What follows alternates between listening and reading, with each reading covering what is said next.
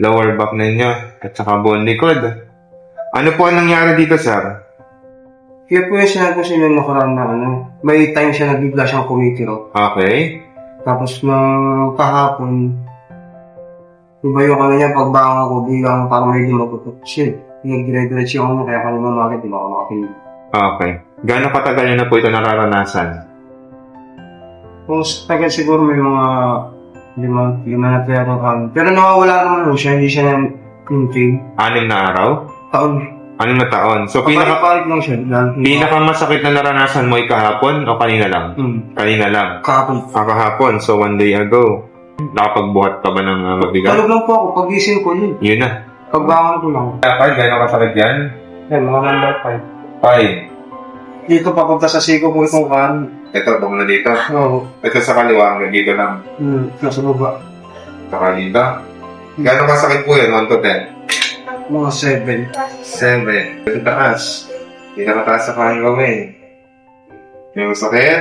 7. Parehas mo? Dito? Oo. Gano'ng kasakit po yan? Siguro yung nasa kanan 10. Yung nasa kaliwa mga Kaliwa 8, kanan 10. Ito? Gano'ng kasakit yan? 8. Mga 7. Yung dito? 1 to 10, gano'ng kasakit yan? 7. Mga 9. 9. Sa baba. Dito? Gano'ng kasakit yan? Mga 7. Bakit? Ganon din. Saan?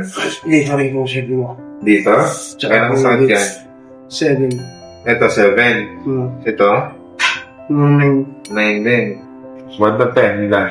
4. 4. Kung sakit ba dito? Saan dito? Oo. Gano'ng kasakit yan? 10 po. 10. Sige, tayo ka. Masakit. 1 to 10. 10. 10. Mana. Sakit? Kaya. Gano'ng kasakit yan? Mga 6 lang. 6. Next one.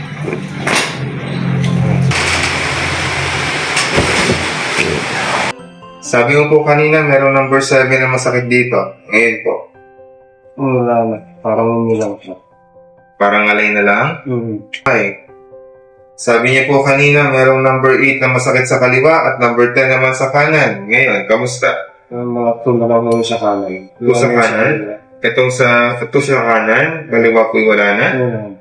Okay, good.